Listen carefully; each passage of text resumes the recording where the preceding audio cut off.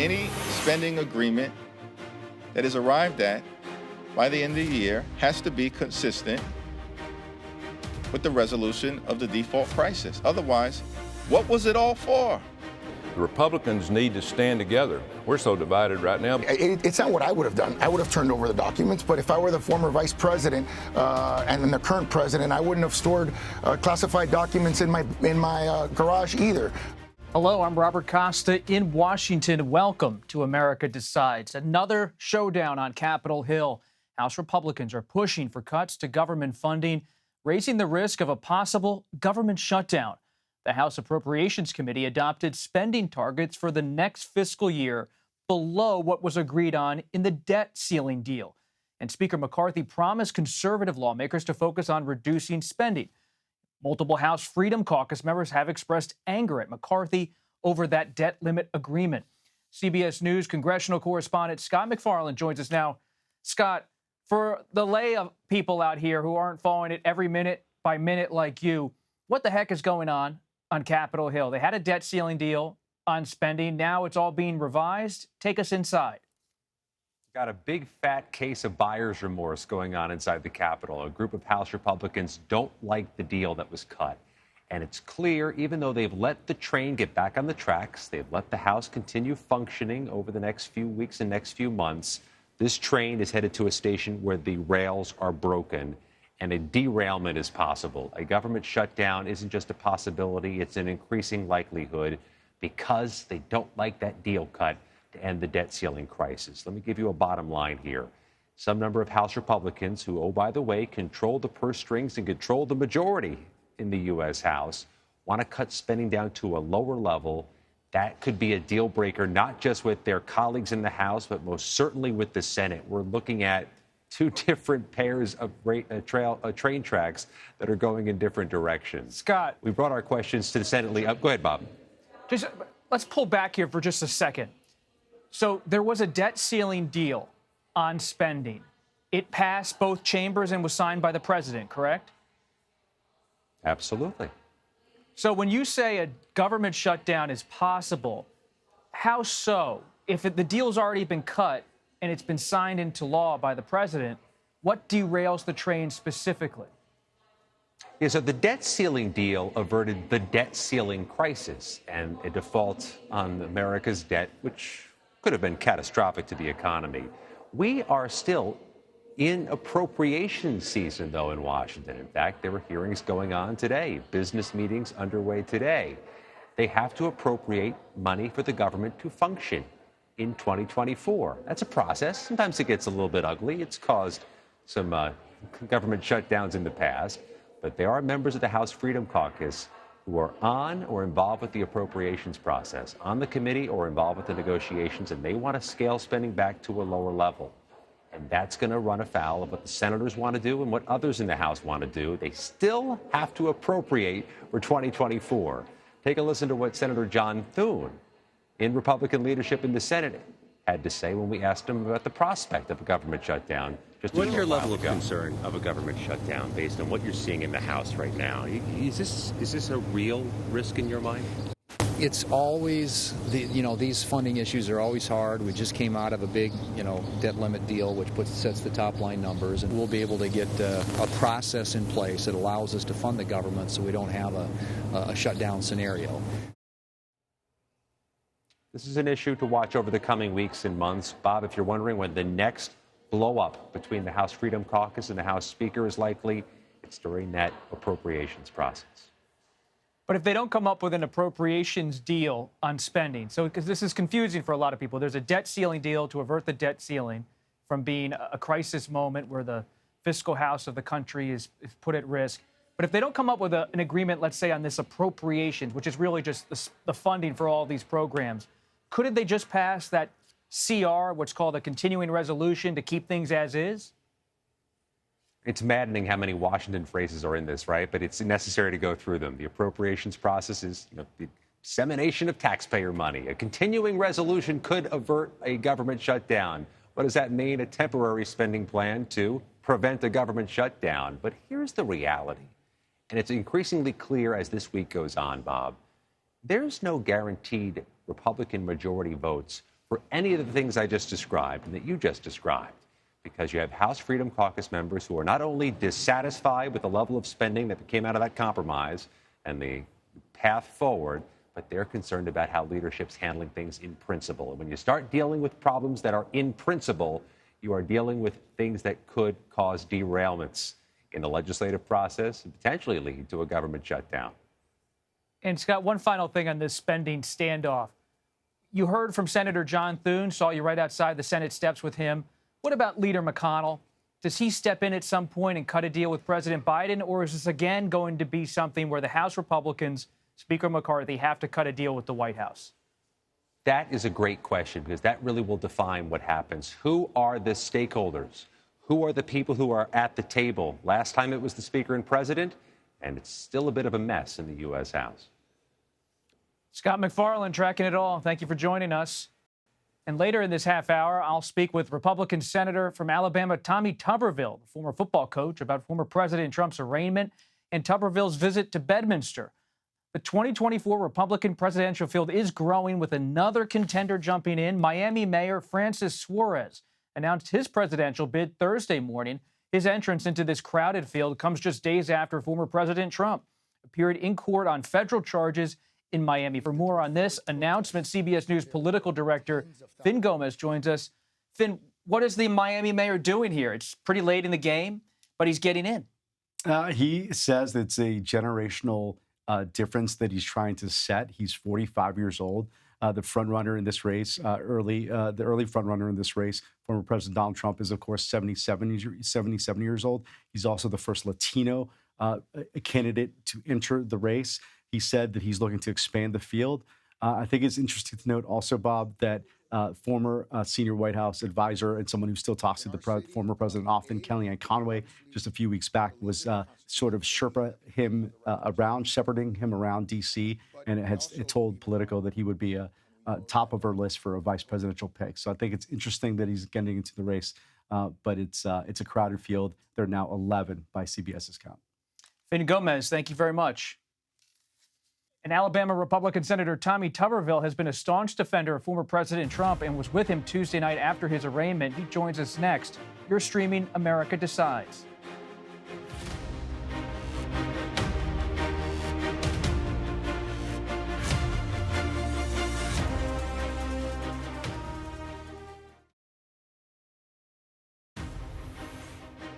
There's a growing divide among Republicans on Capitol Hill over defending former President Trump in that classified documents case.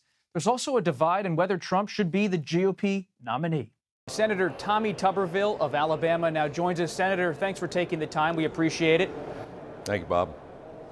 Senator, you recently went to Bedminster, New Jersey to be with former President Trump on the day of his arraignment. You also skipped some Senate votes that day. Have you received any blowback from Republican colleagues in the upper chamber about your decision? No, this had been planned about a month out. This was going to be a fundraiser, but it turned out to be a day of indictment also. So we couldn't win the vote, whether I was there or not. So, it worked out pretty good, and got to visit the president, have dinner with him, and had a lot of fun. Did Leader McConnell ever tell you to stay? Nope. No, he didn't. Do you believe the Justice Department is operating independently here? Well, I hope we're not making a political Justice Department out of this. That's very concerning. But, Bob, let me tell you, I'm not a lawyer. I'm an American. And looking kind of from the outside in. And, when you go after a former president and break a 240-year string of not indicting anybody, I hope to heck they have got a very serious case, one that is very provable and it's rock solid, because let me tell you, it is going to cost the American taxpayers millions and millions of dollars more. And it's kind of embarrassing to look at this situation when, I've seen presidents in my lifetime do a lot worse. But we're not talking about them. We're talking about President Trump. And I've looked at the indictment, the 50 pages, and, I hope they've got something up their sleeve, because this doesn't look very well for the Justice Department or our country, because we're going to go through a tough time here for the next few months. Former President Trump, your political ally, he has been fiercely criticizing the special counsel Jack Smith, calling him deranged and other names. Do you echo his remarks in any way, or would you urge him to use different kind of language when it comes to the special counsel? Well, the next time I give the president any advice will be the first time. He got elected by speaking his piece, by telling the American people who he was, what he was going to do, how he was going to do it. I don't know the special counsel, so I can't comment on that. He probably knows him a lot better than anybody or has done his research. But again, I hope this special counsel is going with his guns loaded and really understands that the American people are looking at them and looking at this Justice Department going, you better have something very strong and very provable, because if it's not, it's going to cause a big uproar in this country. Senator, I was scanning the crowd. I wasn't there, but looking at the photos of what happened in Bedminster, I didn't see many of your Senate Republican colleagues there, in part because they take a different view on former President Trump. Let's listen to what Senator John Thune, your colleague, had to say this week. The elections generally are about, winning people, independent voters and moderate Republicans. We've lost 3 elections in a row now. He's been the issue in every one of those elections.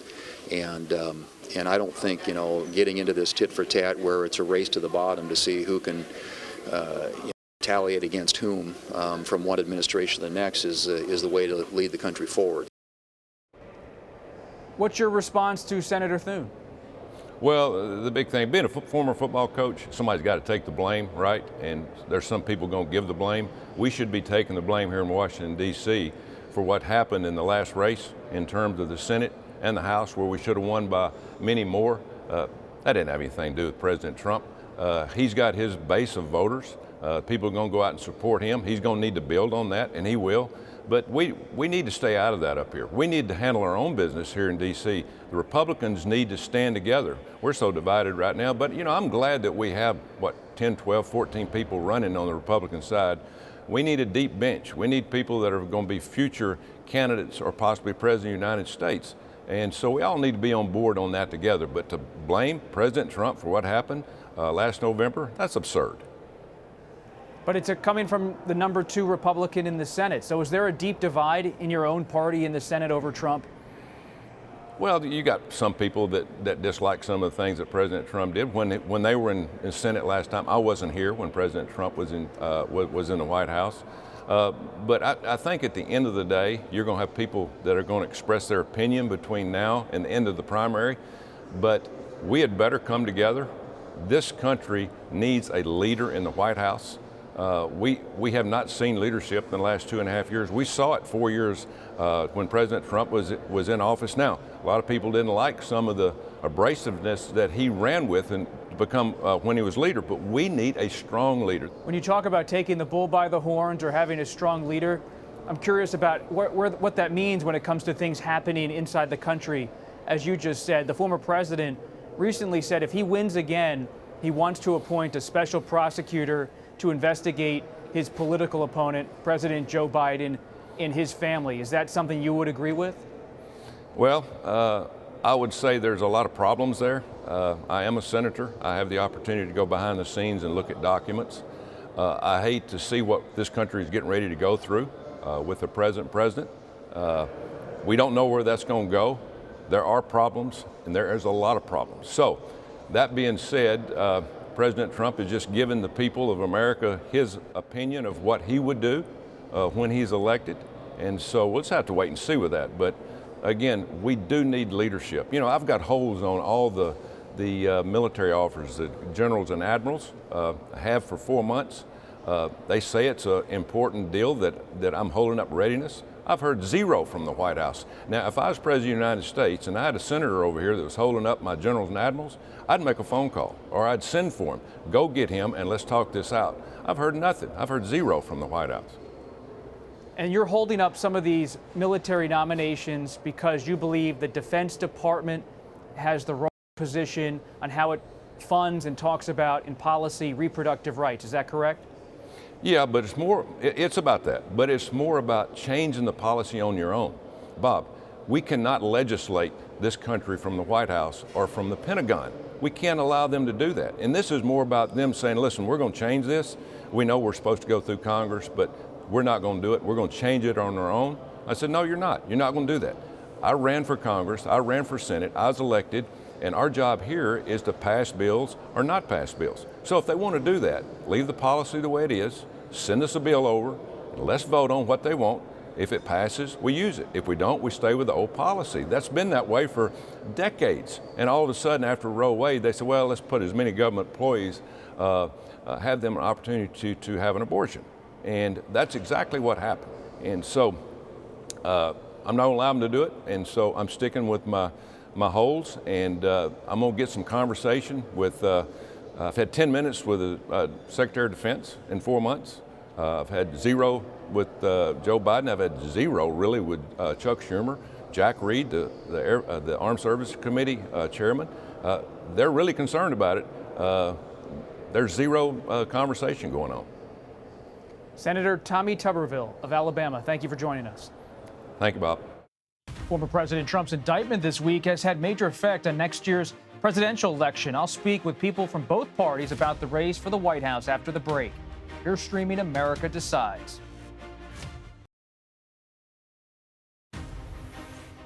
Welcome back to America Decides. Former President Trump's historic indictment and arraignment shook up the political landscape this week. Trump has been defiant since pleading not guilty to criminal charges. He's calling them political persecution, and he's even pledged to investigate President Biden if elected. I'm now joined by Ashley Etienne and Kevin Sheridan. Ashley is a CBS News political contributor and former communications director for Vice President Harris and Speaker Pelosi.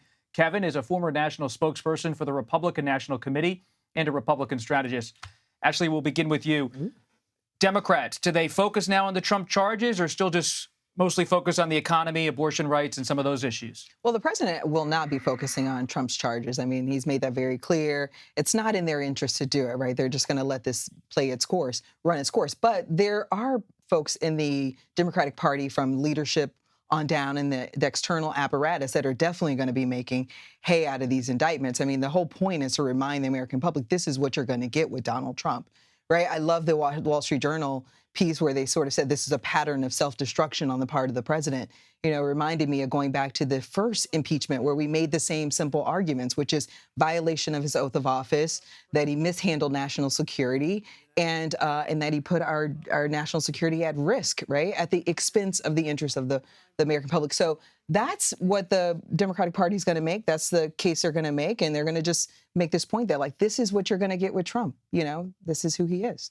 Will Republicans mostly try to sidestep the legal challenges for Trump, or do they have to take it head on as it continues to become an issue for the former president? I think you saw some of the House members, Kevin McCarthy and his House, really leaning into it and saying they're with Trump, and they're calling it a witch hunt. Then you've got the other presidential candidates kind of on one spectrum. You've got Chris Christie calling him a liar or calling him a failure and a loser, and then on the other side, Vivek Ramaswamy saying, we all need to pardon him if we all need to take a pledge to pardon him. So the Republican Party is kind of all over the place. Nobody's really condoning what he did. I haven't heard, but there's definitely a kind of an appetite to say there's 2 tiers of justice here. This is not fair that Hillary got off on the same crime. Now you're coming after him. The political case is much better for Republicans than probably the legal case is for Donald Trump. Ashley, what do you make of former New Jersey Governor Chris Christie? He's punching up at Trump politically. Yeah. Do Democrats at a high level think someone else could break through, or is it all about preparing for Trump as a nominee? I mean, I think the cumulative effect of having all the candidates lean in on Trump is going to have an impact at some point, especially as more indictments start to come down, Georgia, others. But what I find most interesting about this is I'm watching really the moderates in the Republican Party and the Senate Republicans, right? Those are the ones who are saying we need to move beyond Donald Trump at this point. They're having a hard time, recruiting candidates to run. That's why they lost the Senate the last time was candidate quality. The money's going down. The moderates in the Republican Party, even on the House side, they don't want any parts of undermining DOJ, defunding DOJ and Smith's investigation. So I think it's going to be interesting to see where Republicans fall. I mean, it's really their battle. It's their battle to fight. And Democrats are going to continue to sort of run their race while reminding the American people, like, this is what you get with Donald Trump. Do you want more of it is the question. When you're talking to Republican campaigns and top Republican leaders, how are they talking about President Biden? How are they going to frame him up for 2024? If there's one issue they really want to go at a swing voter on the president, what would it be? He's too old. He's too old, and he's failed on everything that he promised to do. You really think the age issue breaks through? He did not bring the country together. He did not, by every metric, he's underwater. He's underwater on the economy, on foreign policy, you name it, immigration, crime. So there's there's a lot to go after there. Depending on who the candidate actually turns out to be, I think if it's Ron DeSantis, he's going to lean into his Florida record. He's going to lean into, gutting the DOJ and FBI and starting over. He's going to put out some bold policy ideas. But yeah, on Biden, I think that recipe is pretty well established. What they're going to go after. He's too old, and he's been a failure. What's interesting? What are they going to say, though? On the age issue. Sure. You've been inside this White House. Yeah. How are they going to handle this? I mean, the way they've been handling it, which is like, don't compare me to the almighty, compare me to the alternative. And it's still looking good for the president. I was just struck by a recent CBS poll that showed that 90% of Republicans in the primary voters want the president to talk about something other than himself and other than his grievances. They want the party to get back to issues like inflation, crime. What are they going to do on real policy issues that are impacting people's lives? So I think there's going to be some groundswell pressure on the Republican Party, and then some pressure coming down from the top to squeeze out, ideally, Donald Trump and really refocus the party on policies that matter. And final thing here, we only have about a minute left. What's one thing to watch in politics this summer? Well, who the attention is on. Is the focus going to be all on Donald Trump all summer long? Because anytime that it's on the candidate, whether it's on Donald Trump or it's on Joe Biden, that's when they go down. Real quick. I think we should focus all of our attention on independent voters. Those are going to be the ones that are going to decide the race. I would spend as much time, if I'm the president or you or anyone else, engaging those folks to determine which direction they're going to head in the next election. Excellent. We're going to leave it there for America Decides. Ashley Etienne and Kevin Sheridan, we really appreciate you taking the time. That does it for today. You can stream America Decides Monday to Thursday at 5 p.m. Eastern. You're streaming CBS News.